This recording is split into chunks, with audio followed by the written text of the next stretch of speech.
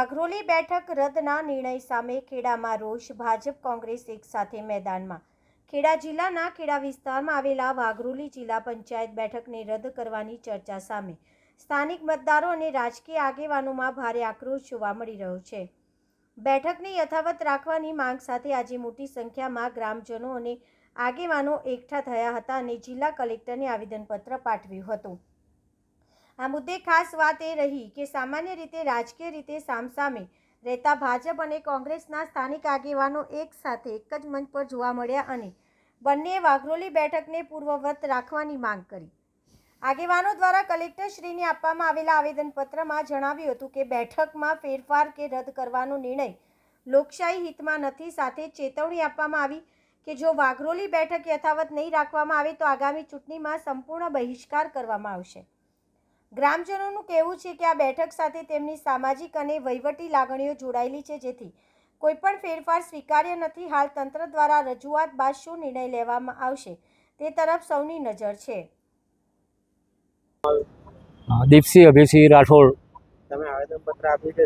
આજે વાઘરોલી જિલ્લા પંચાયત અમારા ગળતેશ્વર તાલુકામાંથી વાઘરોલી જિલ્લા પંચાયતની સીટ છેલ્લા સીમાંકન પ્રમાણે મને માહિતી મળી એ પ્રમાણે અમારી સીટ રદ કરી દેવામાં આવી છે. એટલે એ બાબતે અમારા વિસ્તારમાં ગઈકાલે અમે કોંગ્રેસ અને ભાજપ એમ તમામ પક્ષોના કાર્યકરોની એક મિટિંગ બનાવી હતી અને એમાં 50થી 60 જેટલા કાર્યકરો ભેગા થયા હતા.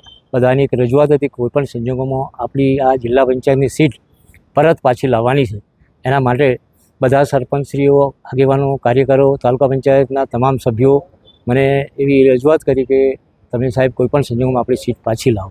એના માટે આજે અમે આટલા કાર્યકરો સાથે બીજા જો અમારી જોડે છે બધા કાર્યકરો અહીંયા આગળ કલેક્ટર સાહેબશ્રીને અમારા વિસ્તારની આ જિલ્લા પંચાયતની સીટ પરત લેવા માટે એક આવેદનપત્ર અહીંયા કલેક્ટર સાહેબને આપ્યું છે અને વિનંતી કરી છે કે કોઈપણ સંજોગોમાં અમારી સીટ અમને પરત મળે એવી અમે માગણી મૂકી છે.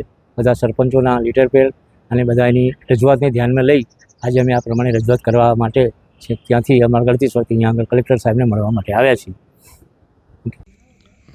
મારું નામ પિન્ટુ છે અને હું અત્યારે ગળતેશ્વર તાલુકા કોંગ્રેસ સમિતિનો પ્રમુખ તરીકે ફરજ બજાવું છું. અત્યારે અમારી કુડી જિલ્લા પંચાયતમાં જે નવું સીમાંકન આવ્યું છે, જે 26/2/26ના રોજ જે આવ્યું હતું પહેલાં, એમાં અમારી સીટ બક્ષીપંચની હતી.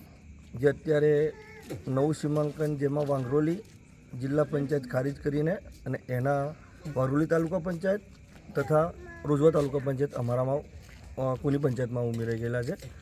જેથી કરીને 5 તાલુકા પંચાયત કુનીની અને 2 વાઘરોલી જિલ્લા પંચાયતની, એમ કે 7 જિલ્લા પંચાયતમાં 7 તાલુકા પંચાયતનો સમાવેશ કર્યો છે, જે ઘણું લાંબુ થઈ ગયેલું છે.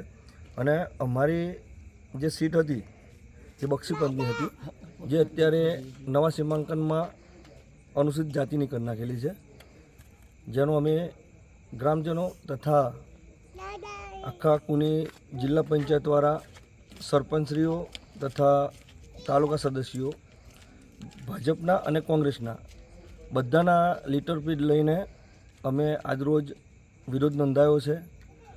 અને આજે અમને જો સંતોષકારક આનો જવાબ નહીં મળે તો અમે ગાંધી ચીડા માર્ગે આંદોલન કરીશું અને સમગ્ર ગામોમાં જે કુની પંચાયતમાં આવતા હોય, કુની જિલ્લા પંચાયતમાં આવતા હોય, તેમાં અમે ચૂંટણી બહિષ્કાર પણ કરીશું, જેની નોંધ સર્વે લેવી.